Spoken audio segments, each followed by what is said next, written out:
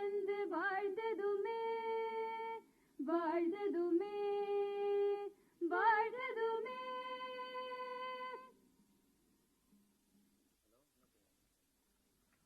Thank you all. Light fades away darkness. Light symbolizes knowledge and wisdom. In the spiritual world, light means life and new direction. With this noble thought, let us begin today's event with the lighting of the lamp. I now invite our chief guests and other dignitaries on the dais to kindly inaugurate the ceremony by lighting the auspicious Kuthuvilakku.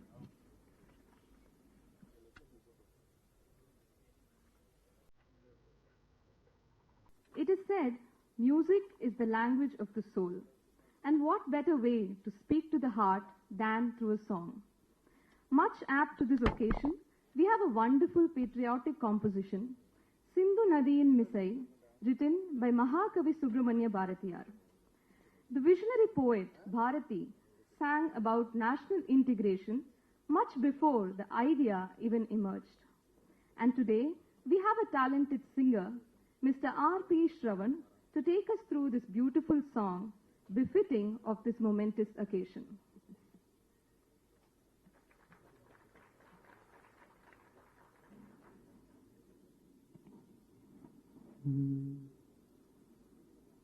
சிந்து நதியின் மிசை நிலவினிலே சேரனன் நாட்டிடம் பெண்களுடனே சுந்தர தெலுங்கினில் பாட்டிசைத்து தோணிகளோட்டி விளையாடி வருவோம். சுந்தர தெலுங்கினில் பாட்டிசைத்து தோணிகளோட்டி விளையாடி வருவோம். சிந்து நதியின் மிசை நிலவினிலே சேரனன் நாட்டிடம் பெண்களுடனே சுந்தர தெலுங்கினில் பாட்டிசைத்து தோணிகளோட்டி விளையாடி வருவோம். கங்கை நதி புறத்து கோதுமை பண்டம், கங்கை நதி புறத்து கோதுமை பண்டம், காவிரி வெற்றிலைக்கு மாறு கொள்வோம். சிங்க மராட்டியர்த்தம் கவிதை கொண்டு சேரத்து தந்தங்கள் பரிசளிப்போம். சிங்க மராட்டியர்த்தம் கவிதை கொண்டு சேரத்து தந்தங்கள் பரிசளிப்போம். சிந்து நதியின் மிசை நிலவினிலே சேரனன் நாட்டிலம் பெண்களுடனே சுந்தர தெலுங்கினில் பாட்டிசைத்து தோணிகளோட்டி விளையாடி வருவோம். சிங்களத்தீவனுக்கோர் பாலம் அமைப்போம்.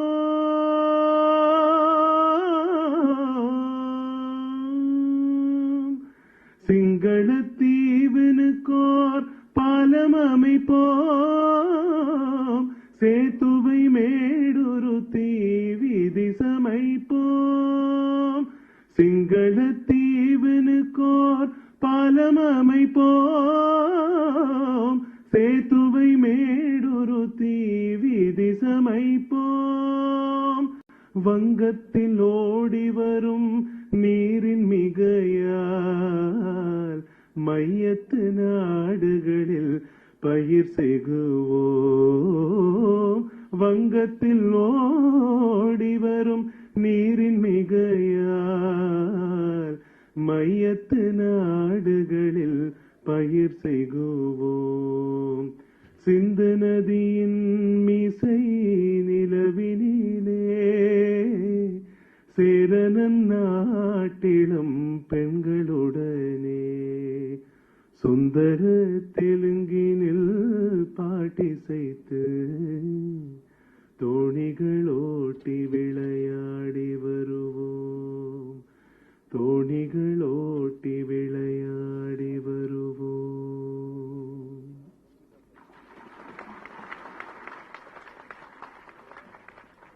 Thank you, Mr. Shravan, for such a soulful rendition. May I now request Sri M.S. Chaudhary, Chief Commissioner, Chennai Customs Zone, to present a welcome bouquet and shawl to our Chief Guest, Dr. C. Rangarajan.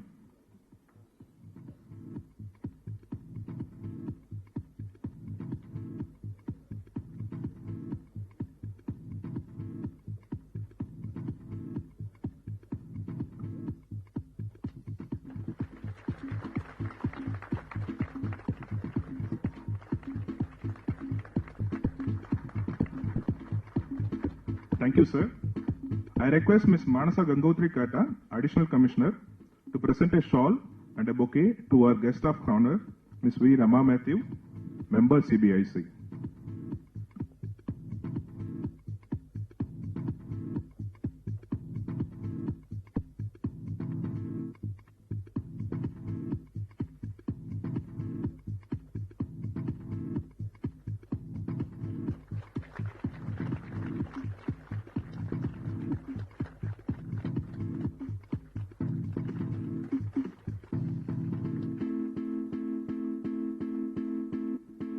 Thank you, ma'am.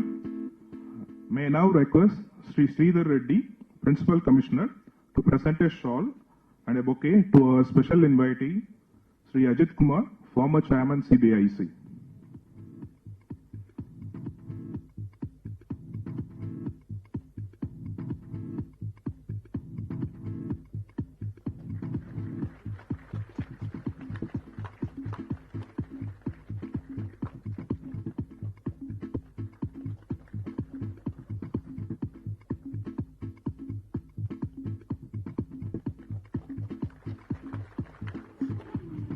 Thank you, sir.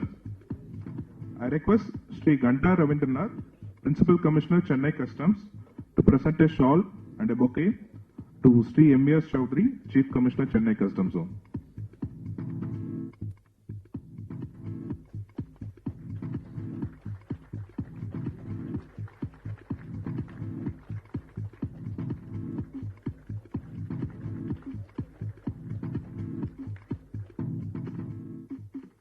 Thank you, sir. Great leaders don't tell you what to do, they show you how it's done. And we have one such great leader amidst us who has been the energy, the drive, and the force behind today's event. As the leader of the Chennai Customs Zone, his bold vision and diligent execution have always inspired each one of us. And it is befitting that this event is presided over by him, none other than our Chief Commissioner, Sri M.V.S. Chaudhary. Sir, we are more than eager to hear the presidential address from you to set the tone and direction for the 60-year anniversary celebration of Chennai Customs Act. Over to you, sir.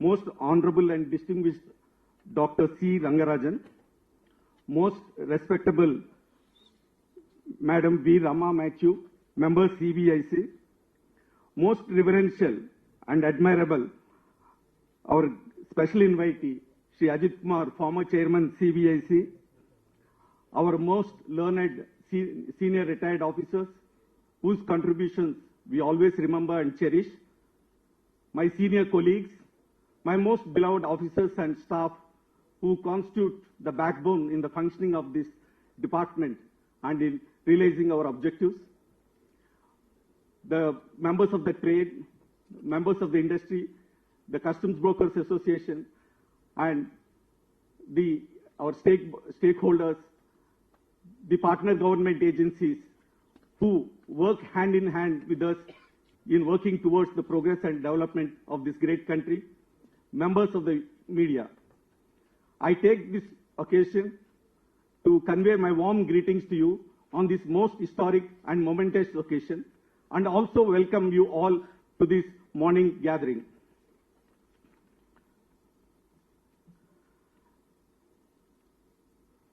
This is a very momentous occasion for the country, the CBIC fraternity, and to me in particular, as we gather here to celebrate the 60th year of the Customs Act at this historic venue of Kalaivanar, Oregon, with the theme, Join Hands, Customs the Force Multiplier in Protecting Flora and Fauna.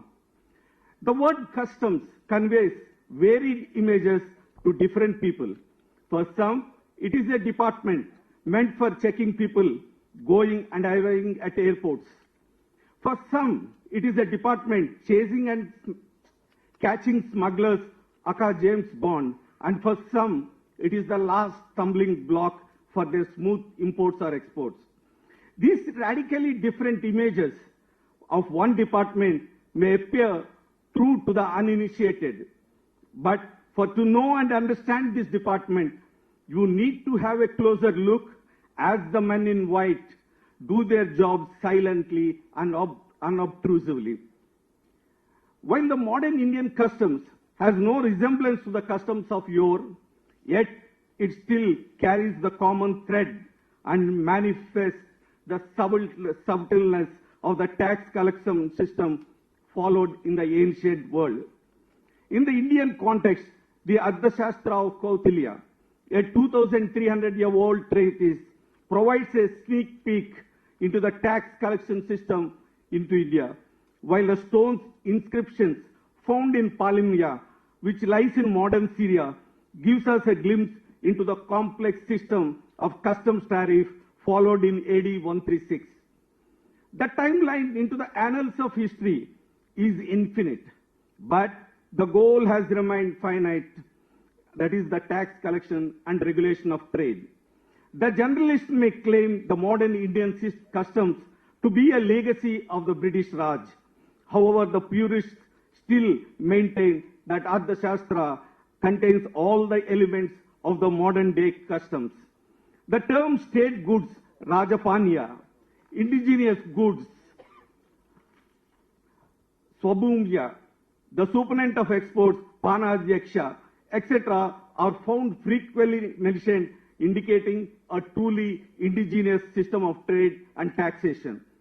However, as we are all aware, all the existing system of taxation needs to be codified in a legal document that have a probative value and executory force, and therefore the Customs Act was born in India.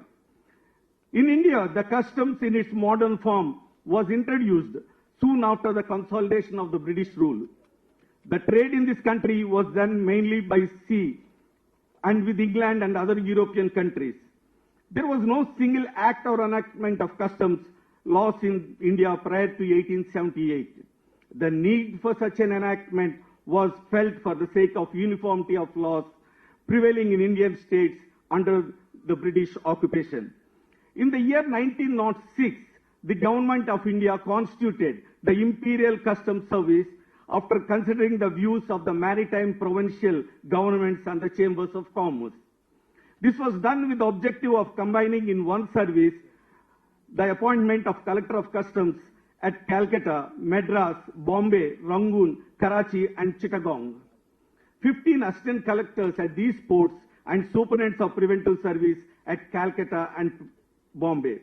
After independence, the ICS was redesignated as Indian Customs Service, followed by the Constitution of the Central Excise Service in the year 1955.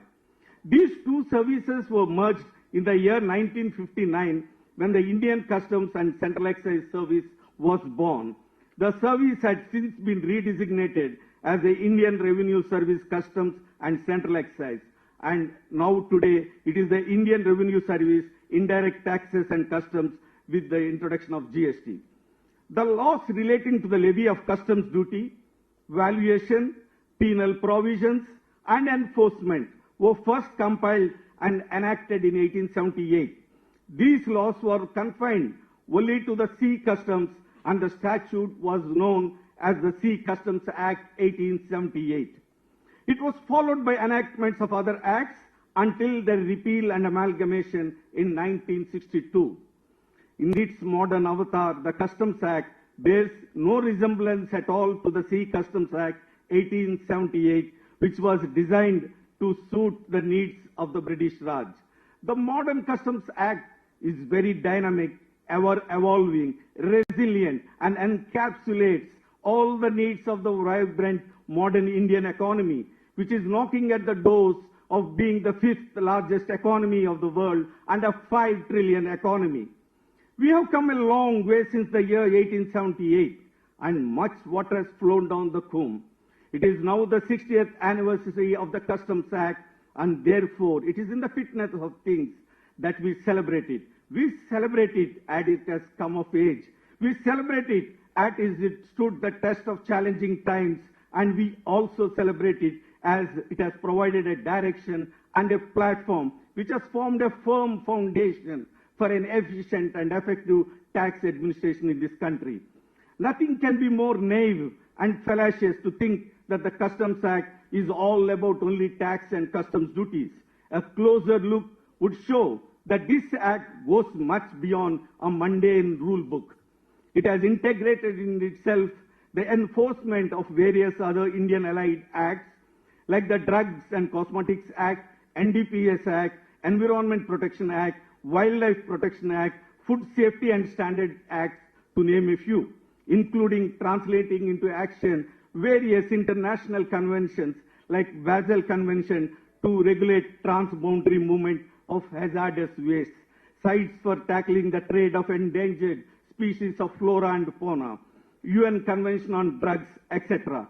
To put it in a proper perspective, no aspect of securing the Indian frontiers and safeguarding our country has been left untouched by this act.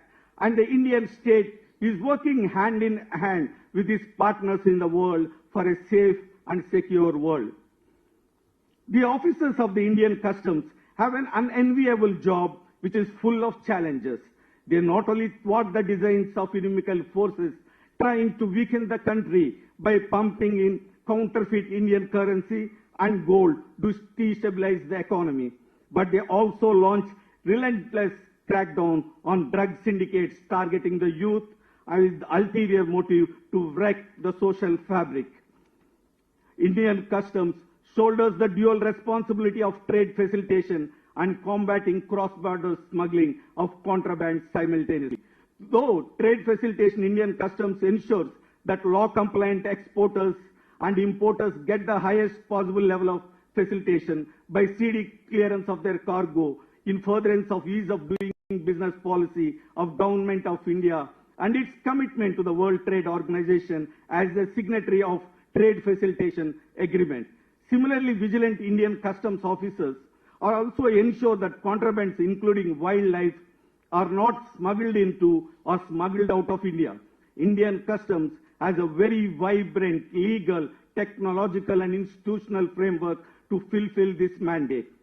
Over the years, illegal wildlife trade has emerged as a form of organized transnational crime that has threatened the existence of many wild species across the globe. As per the World Conservation Monitoring Center of the United Nations Environment Programme, India is among 17 mega biodiverse countries. According to the International Union for Conservation of Nature, India, with only 2.4% of the world's land area, accounts for 78% of all recorded plant and animal species, including about 91,000 species of animals and 45,500 species of plants that have been documented in its 10 biogeographic regions. Of these, 12.6% of mammals, 4.5% of birds, 45.8% of reptiles, 55.8% of amphibians, and 33% of Indian plants are endemic, being found nowhere else in the world.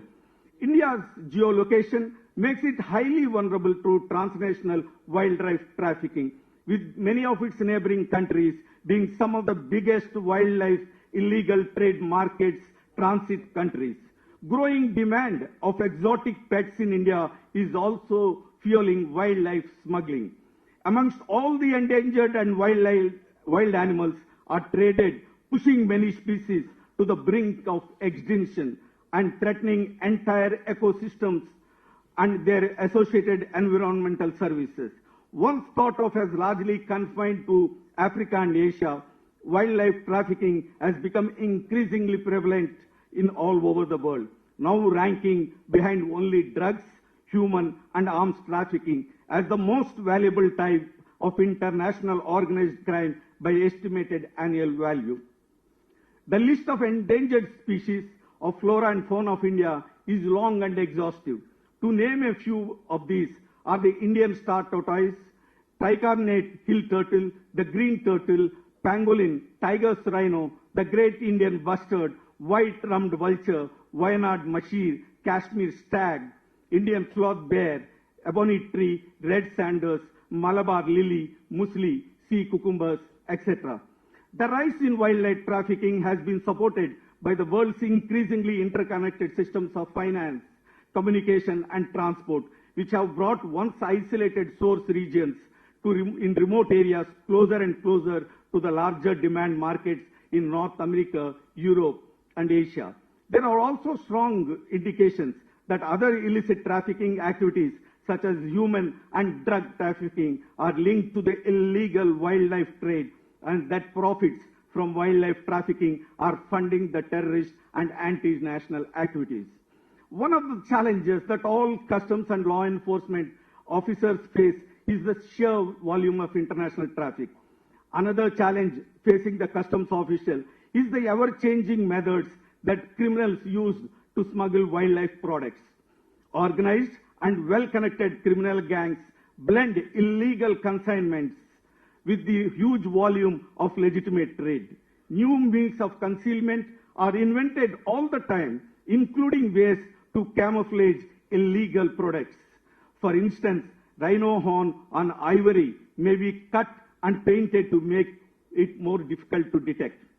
Other methods including blending non-protected species with protected ones or using fraudulent documents. The proliferation of air transport has exacerbated the issue even further. A trip that once would have taken months by land and by sea may now take 24 hours or less of travel in a comparative calm and comfort. While these challenges have been boons for the global economy, they have also put the wildlife at risk like never before in history. The negative side effects of this economic progress are immediately evident in the substantial population decline of vulnerable species over the past few decades alone. If wildlife poaching and trafficking continues unabated at this scale, regional ecosystems face not just species extinction, but complete collapse. In the face of such catastrophic overexploitation, steps must be taken to reverse the damage caused by the creation of a global marketplace. The task of protecting them is humongous and the time is ticking. The government, through its various enforcement agencies, has always been pitching for their conservation. Customs, on its part, has done a commendable job and has emerged as a force multiplier when it comes to conservation of the wildlife, flora and fauna. The department has carried elaborate training programs for their officers and have sensitized them for this crucial and very critical role.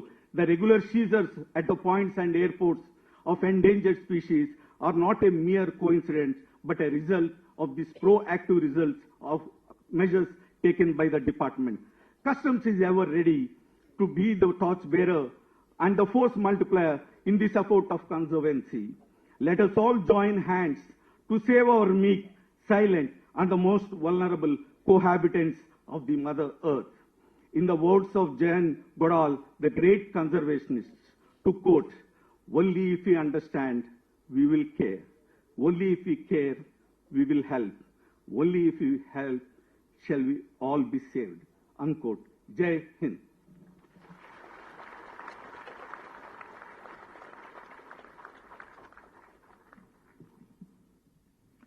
Thank you so much, sir, for taking us through the history and evolution of Indian customs, role of customs in securing and safeguarding the economic frontiers, and most importantly, for making the most important call to unite against the menace of illegal wildlife and tracking, which is the need of the hour. Moving ahead, it's time to welcome the special invitee for today's event, who needs no introduction. Sri M. Ajit Kumar, IRS officer of 1984 batch, is a former chairman of CBIC. An officer par excellence, he is bestowed with various awards, including the prestigious Presidential Award for Distinguished Record of Service in 2005. May I now kindly request the special invitee, Sri M. Ajit Kumar, former chairman, CBIC, to address the gathering, please. The stage is all yours, sir.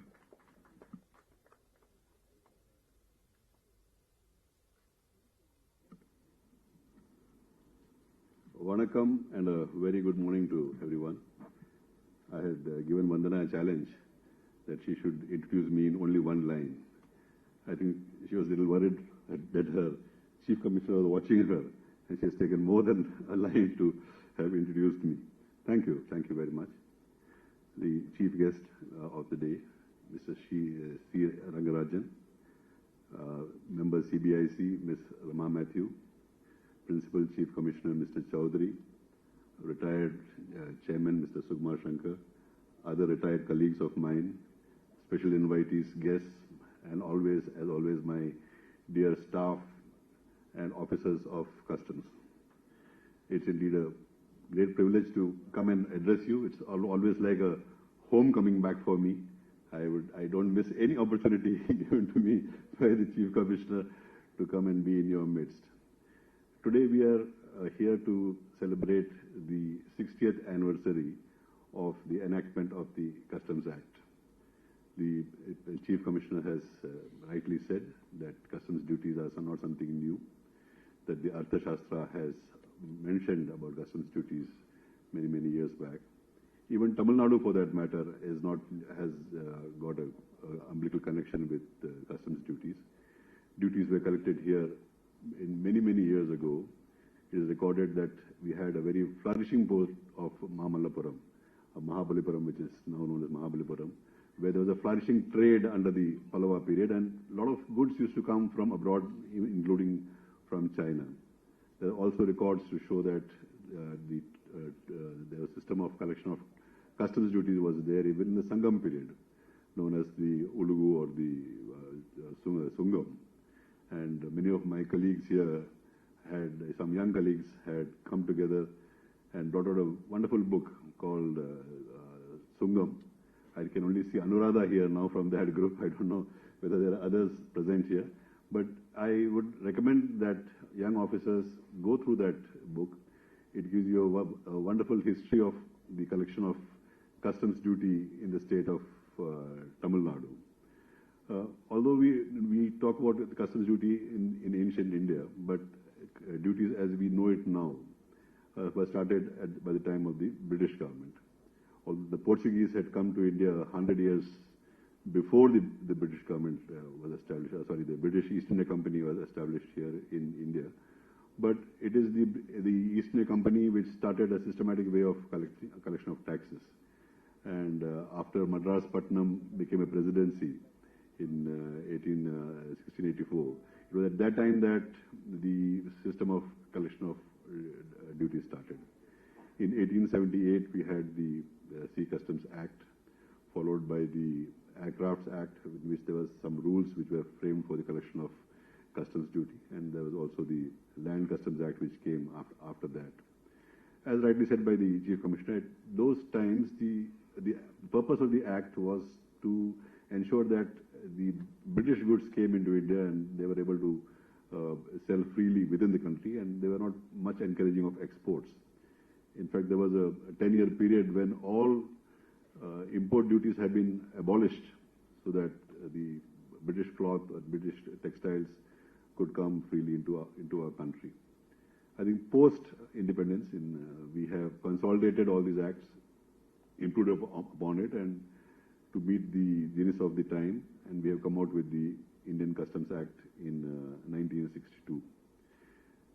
The primary function we think about when we think about customs duties is to the revenue collection, and perhaps that has been the mainstay for a very long time to come. But modern customs does not depend on for the customs duties only for its revenue purposes. It has got a revenue function, of course, a fiscal function. It has got an economic function, where it supports the economic policy of the government, and it has also got a security function, which has been very elaborately dealt with by Mr. Chaudhary in his speech, which protects our country from the ill effects or the harmful goods, the import of or export of things that harm our economy or our citizens. So these are the three very important functions that you all are now discharging under the Customs Act. When I joined the department in 1984, the clearance of goods took place at a very, very leisurely pace. I think clearing of goods in the same day was